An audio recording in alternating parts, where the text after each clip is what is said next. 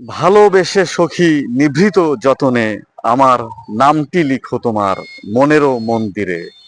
যুগে যুগে যত কবি, মহাকবি বা মনীষীরা এসেছেন তারা প্রত্যেকেই কিন্তু ভালোবাসার মাধ্যমে নিজের জীবনটাকে সাজিয়েছেন।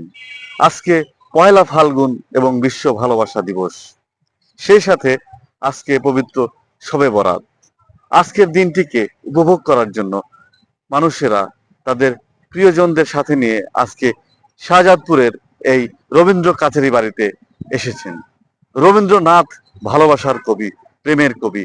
তার এই আবাসভূমিতেই মানুষ তাদের প্রেমের মানুষের, ভালোবাসার মানুষকে নিয়ে সময় কাটাচ্ছেন। সবার জন্য শুভকামনা রইল, সকল ভালোবাসার মানুষের জন্য ভালোবাসা রইল। রাজীব আহমেদ রাসেল, প্রত্যাশা নিউজ, কাছারিবাড়ি, শাহজাদপুর, সিরাজগঞ্জ।